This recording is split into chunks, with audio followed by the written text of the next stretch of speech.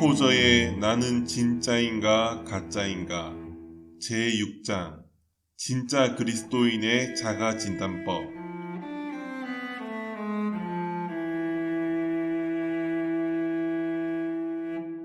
사람들은 그들의 참된 자아를 남들에게, 심지어 자기 자신에게 숨기기 위해 아주 극단적인 일까지도 서슴지 않는다. 역설적으로 말해서 이것은 그들이 얼마나 두려움과 불확실성에 사로잡혀 있는지를 잘 말해준다. 거의 모든 인간은 태어나서 죽을 때까지 커튼 뒤에 숨어서 살아간다. 다만 어떤 감정적 충격을 받을 때 그 커튼 밖으로 잠시 나왔다가 최대한 빨리 다시 커튼 뒤로 숨는다. 이렇게 평생 자신을 숨기면서 살아가면 어떤 결과가 생기겠는가?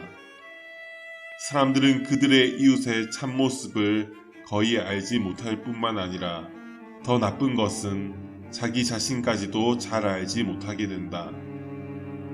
우리가 우리 자신에 대해서 아는 것, 즉 자아인식은 하나님을 찾고 하나님의 의를 추구함에 있어 매우 중요하다.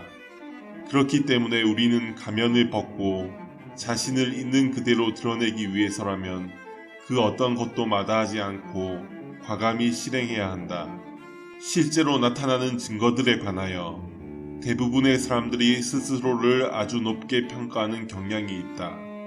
이것은 최대의 종교적 비극들 중 하나이다. 우리는 자신에게 너무 도취된 나머지 자신의 잘못을 고치려고 시도하지 않는다. 자기가 병들었다고 생각하지 않는 사람은 의사를 찾지 않는 법이다.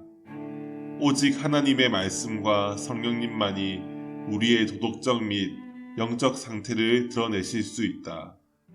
우리의 마음을 최종적으로 판단할 수 있는 분은 오직 하나님이시다. 우리는 서로를 판단하지 말아야 하며 심지어 자기 자신도 판단하지 말아야 한다. 궁극적 판단은 불꽃 같은 눈으로 사람들의 생각과 행위를 완전히 꿰뚫어 보시는 분의 몫이다. 나 개인으로서도 최종적 판단을 그분께 맡길 수 있다는 것이 기쁘다. 이제까지 말한 것이 모두 참이다. 그러나 한편으로 우리가 스스로를 판단해야 할 부분이 있는 것도 사실이다. 우리의 자기 발견이 불완전하고 우리의 자기 판단이 대부분 편견에 빠진 것이기는 하지만 우리는 우리의 영적 위치를 찾아주려고 애쓰시는 성령님과 협력하여 스스로를 살펴야 한다. 왜냐하면 성령님은 우리가 상황의 필요에 따라 우리 자신을 변화시키도록 도우시기 때문이다. 하나님은 이미 우리에게 대하여 모든 것을 다 알고 계신다. 이제 남은 것은 우리가 스스로를 최대한 정확히 아는 것이다. 그러므로 이제 나는 자기 발견을 위한 몇 가지 질문들을 제시하고자 한다. 비록 이 질문들이 우리의 모든 것들을 밝혀주지는 못할지라도 적어도 부분적으로는 도움이 될 것이다. 첫째, 내가 가장 원하는 것은 무엇인가?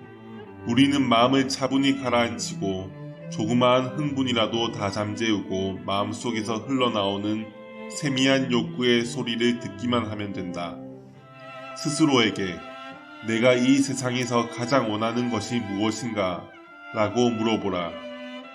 틀에 박힌 진부한 답을 하지 말라. 정말 원하는 것을 솔직히 말하라. 그러면 당신은 스스로가 어떤 사람인지를 알게 될 것이다. 둘째, 내가 가장 많이 생각하는 것은 무엇인가? 우리는 삶을 살아가는데 필수적으로 요구되는 것들에 대하여 생각하도록 강요받을 것이다. 그러나 이런 것들 말고 당신이 자발적으로 원해서 생각하는 것이 무엇인가?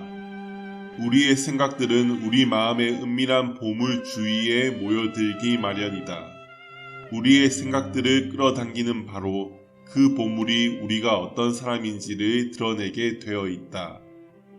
셋째, 나는 내 돈을 어떻게 쓰는가? 이 질문에 답을 하면서 우리는 의무적으로 돈을 지출해야 하는 것들을 빼놓고 생각해야 한다. 예를 들어 세금을 내거나 가족과 자신을 위한 생필품을 사기 위해 지출하는 돈은 여기서 고려의 대상이 되지 못한다. 왜냐하면 이런 것들에 돈을 어떻게 쓰느냐 하는 것은 우리가 어떤 존재인지를 거의 드러내지 못하기 때문이다. 우리가 자신의 뜻대로 마음대로 쓸 수 있는 돈이 생겼을 때 그 돈을 어떻게 쓰느냐 하는 것이 우리가 어떤 사람인지를 드러낸다. 넷째, 나는 여가를 어떻게 보내는가? 우리 시간의 많은 부분이 문명화된 삶을 영위하고 지속하는 데 소요되고 있지만 그래도 우리에게는 어느 정도의 자유시간이 주어진다. 바로 이 자유시간을 어떻게 사용하느냐가 우리가 어떤 존재인지를 드러낸다. 여가가 생기면 대부분의 사람들은 텔레비전을 보거나 장기를 두거나 언론이 전하는 저속한 기사를 읽거나 수다를 떤다. 나는 자유시간을 어떻게 보내는가? 이 질문에 대한 대답이 내가 어떤 사람인지를 말해준다. 다섯째, 나는 어떤 사람들과 어울리는가? 유유상종이라는 말이 있듯이 사람들은 자기와 비슷한 사람들에게 끌리기 마련이다.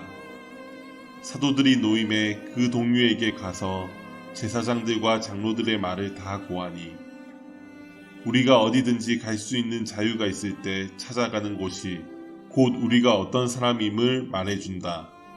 여섯째, 나는 누구를 존경하고 어떤 것에 열광하는가? 대부분의 복음주의적 그리스도인들은 다른 사람들을 의식하여 겉으로 드러내지는 않지만 속으로는 이 세상을 너무 흠모하는 것 같다. 우리가 겉으로 표현하지는 않지만 속으로 동경하고 사랑하는 것이 무엇인지를 알게 되면 우리가 어떤 존재인지를 알게 될 것이다. 이스라엘 민족은 그들 주변의 이교도 국가들을 동경했다. 그리하여 그들은 하나님의 양자로 받아들여진 영광, 하나님과의 언약, 율법, 복에 대한 약속, 믿음의 조상들을 모두 잊어버렸다. 그러나 우리가 과연 이스라엘만을 비난할 수 있는가? 우리도 그들과 똑같지 않은가? 우리는 자신의 모습을 살펴야 한다. 일곱째, 나는 무엇을 보고 웃는가? 마땅히 존중해야 할 하나님의 지혜를 존중하는 사람은 웃는 것이 잘못된 것이라고 주장하지 않을 것이다. 왜냐하면 유머는 우리의 본성을 이루고 있는 여러 가지 중요한 속성들 중 하나이기 때문이다. 유머 감각이 부족한 사람은 그만큼 건강한 인간성을 상실하고 사는 것이다. 그러나 유머 감각과 경솔한 웃음은 다르다. 경솔하게 웃음의 대상으로 삼아서는 안 되는 것들도 있다. 예를 들면 경건한 그리스도인은 죽음, 출생, 그리고 사랑 같은 것들을 경솔한 웃음의 대상으로 삼아서는 안 된다. 성령 충만한 그리스도인은 기도, 성경, 의, 인간들의 큰 슬픔과 고통 및 그리스도께서 피의 대가를 지불하고 사신 교회를 가지고 농담을 할 수 없을 것이다. 짧은 시간이라도 하나님의 임재를 체험한 사람은 하나님과 관계된 이야기를 가지고 농담을 할 수 없을 것이다. 이제까지 우리 자신을 살피는 데 도움이 될 만한 몇 가지 질문들에 대해서 생각해 보았다. 지혜로운 그리스도인들은 이것들 외에도 다른 질문들을 생각해낼 것이다.